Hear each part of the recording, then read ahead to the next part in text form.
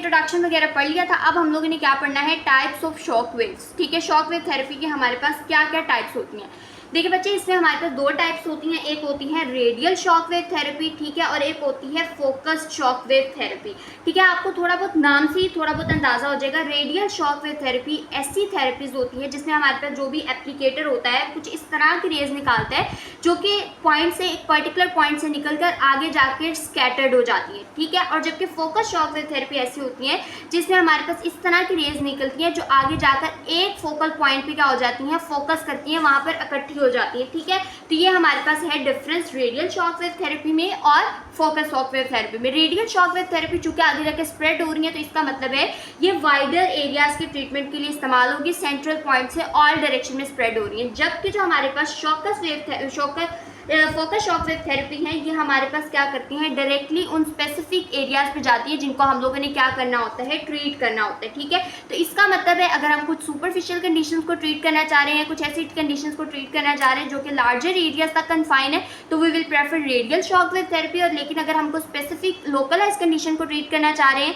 या फिर हम डीपर कंडीशन को ट्रीट करना चाह रहे हैं तो we will prefer focus shock wave therapy. ठीक है, अब फोकस शॉक वेव थेरेपी में हमारे पास फर्दर आगे से वो कहते हैं, एक हमारे पास होती है प्लेनर शॉक वेव थेरेपी होती है, दूसरी हमारे पास क्या होती है, फोकस शॉक वेव थेरेपी में ही वो एक कैटेगरी लेकर आता है प्लेनर शॉक वेव थेरेपी, जिसमें जो भी होती है वो एक प्लेन के अलोंग ही ट्रांसफर करती है। ठीक है, अब इनके दरमियान इनकी डेप्थ ऑफ पेनिट्रेशन में डिफरेंस है, जो कि हमारे पास जो फोकस शॉक वेव थेरेपी है ये टिश्यूज के अंदर ऑलमोस्ट 125 मिलीमीटर तक जो है वो क्या कर सकती है, पेनिट्रेट कर सकती है। जबकि हमारे पास जो प्लेनर शॉक वेव थेरेपी है, जो कि हम लोगों ने कहा फोकस शॉक वेव थेरेपी की ही तरह है लेकिन इसकी डेप्थ ऑफ पेनिट्रेशन थोड़ी कम है, ये 55 मिलीमीटर तक कर सकती है। जबकि हमारे पास जो रेडियल शॉक वेव थेरेपी है ये ऑलमोस्ट 35 मिलीमीटर तक जो है वो पेनिट्रेट कर सकती है। ठीक है, ये हम लोगों ने एक बेसिक से डेफिनेशन पढ़ ली रेडियल शॉक वेव थेरेपी में और फोकस शॉक वेव थेरेपी में क्या डिफरेंस है।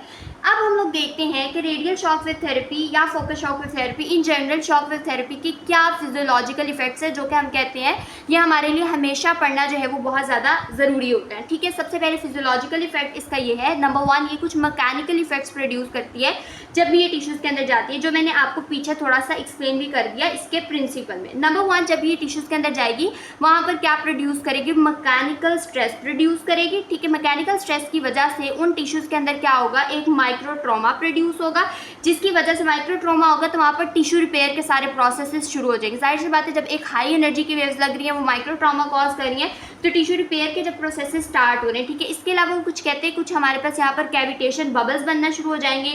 ठीक है, कैविटेशन बबल्स के साथ साथ कुछ एक माइक्रो स्ट्रीमिंग इफेक्ट होगा। ठीक है, माइक्रो स्ट्रीमिंग इफेक्ट होगा। ऑब्वियसली बात है जब ये टिश्यूज लग रहे हैं, मैकेनिकल डिस्टर्बेशन हो रही है, कैविटेशन हो रही है, तो जो हमारे पास जो भी फ्लूइड के थ्रू जो सारी अच्छी खासी वेव्स है ना वो आगे ट्रांसफर हो रही है।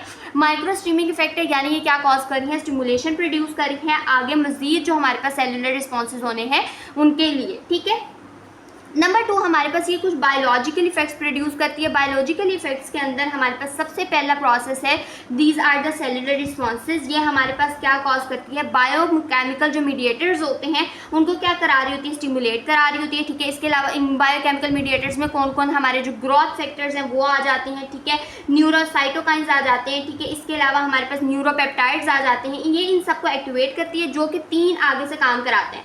नंबर 1 सेलुलर प्रोलिफरेशन को इंक्रीज करते हैं, जहाँ पर हमें ये चीज़ रिक्वायर होती है उस जगह पर, अगर हम ऐसी जगह पर कर दें तो ये ट्यूमर के लिए डैमेजिंग हो सकती है। उसके अलावा माइग्रेशन भी कॉज करती है। ठीक है, उसके अलावा ये हमारे पास डिफ्रेंशिएशन में हेल्प करती है, यानी इन शॉर्ट सेलुलर रिस्पॉन्सेज को क्या करती है, स्टिमुलेट करती है। ठीक है, नंबर 2 ये 3 क्या कॉज करती है, एंजियोजेनेसिस कॉज करती है। मतलब बायोलॉजिकल रिस्पॉन्सेज में दूसरा इफेक्ट हम पढ़े हैं एंजियोजेनेसिस। एंजियोजेनेसिस से आई नो आप सब वाकिफ होंगे, न्यू ब्लड वेसल्स की फॉर्मेशन को ये जो है ना वो क्या करती है, स्टिमुलेट करती है, क्योंकि ये सेलुलर रिस्पॉन्सेज को स्टिमुलेट करी, एज अ रिजल्ट ये न्यू ब्लड वेसल्स की सर्कुलेशन को इंप्रूव कराएगी उस एरिया में जहाँ पर हम लोग को माइक्रो वेसल्स चाहिए। ठीक है, और ये क्या करेगी, ब्लड सर्कुलेशन को इंप्रूव कराएगी। ठीक है, उसके अलावा क्या करेगी, ऑक्सीजनेशन वहाँ पर एज अ रिजल्ट इंप्रूव करेगी टिश्यूज की। ठीक है, नंबर 4 में हमारे पास क्या कॉज करेगी, नियोवैस्कुलराइजेशन कॉज करेगी। मतलब एक तो ये न्यू वेसल्स को बनाएगी, दूसरा ये कि जो एग्जिस्टिंग वेसल्स हैं उनकी रीमॉडलिंग में भी क्या करेगी, हेल्प करेगी। ठीक है, ये चीज़ हो गई।